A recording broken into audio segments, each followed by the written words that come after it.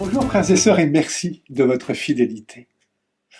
Comment ne pas nous sentir concernés par la critique de Jésus à ce pharisien qu'il a invité à sa table? Comment entendre la remarque de Jésus? Sommes-nous raccord entre ce que nous sommes profondément et ce que nous donnons à voir et à entendre? Y a-t-il cohérence?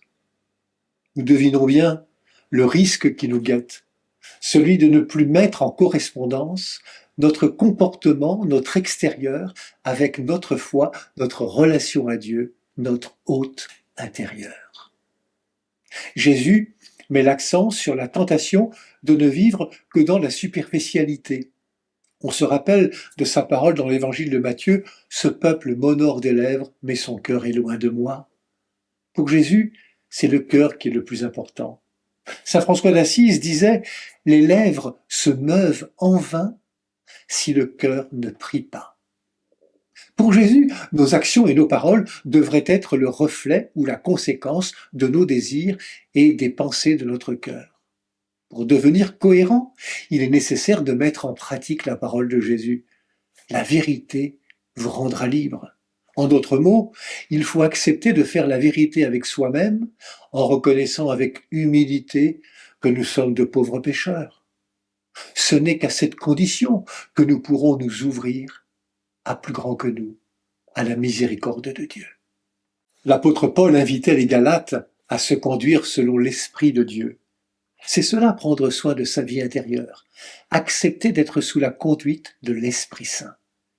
Et le père Antoine Chevrier de commenter, c'est cet esprit de foi, cette vie intérieure, cette vie surnaturelle qui doit être le principe de toutes les actions du chrétien, sans laquelle tout est sans fruit pour lui. Quelle place faisons-nous au Christ qui s'invite à notre table?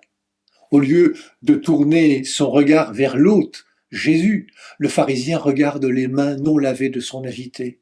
Il va passer à côté de cette présence du Seigneur dans sa maison. Pourtant, le plus important ce jour-là, c'est la relation avec Jésus. Dès que nous cessons d'être en mode relation avec Dieu, la pratique de la religion risque de se réduire à des gestes sans intimité. Il est anti-évangélique de vivre d'une pratique religieuse de façade, sans intériorité, sans profondeur. Dans la joie de l'évangile au numéro 30, le pape appelle l'Église à entrer dans un processus de discernement et de purification d'une religion qui nous asservit à une pratique tout extérieure. Il dénonce les maladies de la parure, de la vaine gloire, du paraître. J'invite, dit-il, chaque chrétien, en quelque lieu et situation où il se trouve, à renouveler aujourd'hui même sa rencontre personnelle avec Jésus-Christ. Au siècle dernier, un grand spirituel, Maurice Zindel, affirme que Dieu ne peut établir son règne qu'au-dedans de l'intimité secrète avec chacun de nous. Le projet d'amour de Dieu ne peut voir le jour que si l'intérieur de nos cœurs change. L'amour de Dieu et l'amour du prochain sont étroitement liés pour Jésus.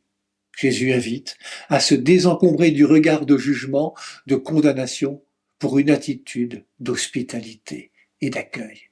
Ne passons pas à côté de celui qui s'invite à notre table. Bonne journée à toutes et à tous. Prenez bien soin de vous et des autres.